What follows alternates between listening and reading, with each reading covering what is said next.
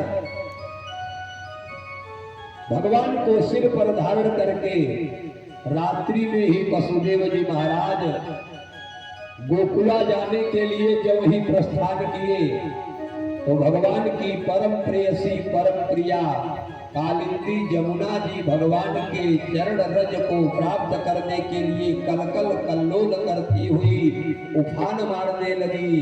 ऐसा लगा कि अभी वसुदेव जी महाराज को डुबो देगी, लेकिन जो ही जमुना ने भगवान के चरण रज का अभिषेक प्राप्त किया त्यों ही जमुना शांत हो गई और भगवान को लेकर के भोर में 4 बजे ब्रह्म मुहूर्त वसुदेव जी पहुंच गए नंद की नगरी गोकुल में।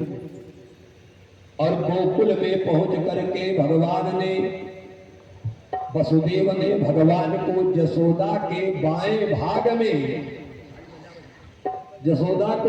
भाग में लिटा दिया और दाहिने भाग में सो रहे भगवान को लेकर के वापस चले आए। कहाँ आए? मथुरा में। और जो ही माया को लेकर के आए त्यों ही फिर बंधन में बंध गए, क्योंकि माया जीव को बंधन में बांधती है। शर्त के अनुसार वसुदेव ने कहा था कि जितनी भी पुत्र होंगे सबको लेकर मैं तुम्हें अर्पित कर दूंगा। सवेरा हुआ, वसुदेव जी उस कन्या को लेकर के कंस के पास गए और कंस ने जब कन्या को देखा आकाशवाणी को याद किया कि देवत्याम अष्टमो गर्भः नास्त्री भवितुम अर्हसि, कि देवकी का 8वां गर्भ कन्या नहीं हो सकता। नारद जी आए, कंस को बहुत समझाया, कहा 8वें गर्भ की बात हुई थी, कन्या और पुत्र की बात नहीं हुई थी। क्योंकि नारद जी को पता है कि जब तक पाप का घड़ा भरेगा नहीं तब तक भगवान इसका संहार कर नहीं सकते, क्योंकि प्रारब्ध के अनुसार ही भगवान जीव को सुख और दुख दोनों प्रदान करते हैं। हमारा कथास्थल गौरवान्वित हो रहा है। परम पूजनीय पंडित लल्लन प्रसाद पांडे जी के द्वारा व्यासपीठ से आपको हार्दिक साधुवाद धन्यवाद ज्ञापित करते हुए भगवान जीव के ऊपर अनुग्रह तभी करते हैं जब व्यक्ति का प्रारब्ध प्रबल होता है।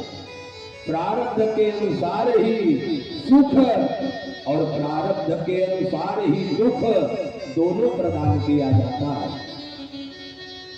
कंस ने उस कन्या को उठा करके एक पत्थर पर पटक दिया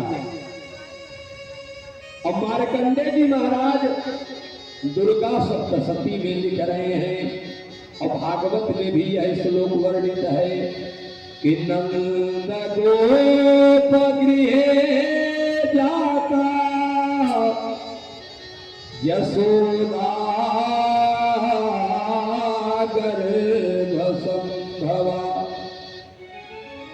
ततस्तौ श्यामी विंध्याचल निवासिनी। जो ही कंस ने उस कन्या को पत्थर पर पटका, पाद प्रहार करते हुए वह कन्या आकाश में उड़ गई और जाते जाते आकाशवाणी कर दिया कि अरे दुष्ट, जिसे तू मारने का प्रयत्न कर रहा है वह तो गोकुल में जा चुका है, तेरा मारने वाला पैदा हो चुका है और वही जाकर के विंध्याचल में निवास करने लगे।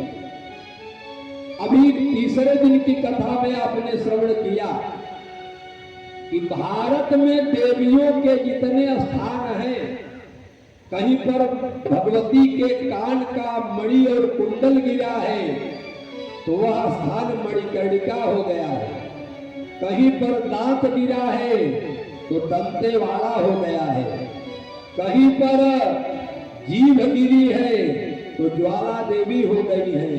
कहीं पर भग गिरा है तो कामाख्या हो गई है। हर जगह भगवती के एक एक अंग गिरे हैं, लेकिन विंध्याचल ऐसा स्थान है जहाँ पर सांगोपांग भगवती विंध्यवासिनी विराजमान है। पूरे अंग से इस विश्व में अगर कहीं विराजमान है तो विंध्याचल में, और हर जगह तो एक एक अंग गिरा है, चाहे वह वैष्णो हो, चाहे मैहर में भगवती का हार गिरा गले का, इसलिए उसका नाम मैहर हो गया।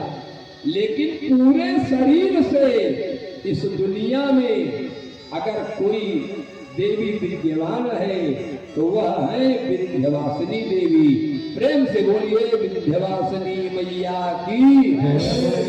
आप अगर गए होंगे तो भगवती विंध्यवासिनी की बड़ी बड़ी दिव्य आंखें, चमकती हुई चूदर, उनके गले का शोभायमान हार, उनके आंखों का दिव्य काजल बड़ा ही मंगलमय शोभायमान होता है। और भगवती के इसी स्वरूप को देख करके एक कवि ने कलम से भगवती के दिव्य चित्र को अंकित कर दिया कि भगवती जगत जननी विंध्यवासिनी अपनी स्वरूप में इतनी सुंदर लग रही है, कहीं भगवती की नजर किसी को न लग जाए।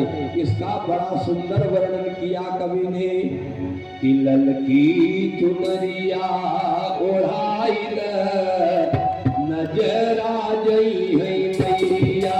ललकी चुनरिया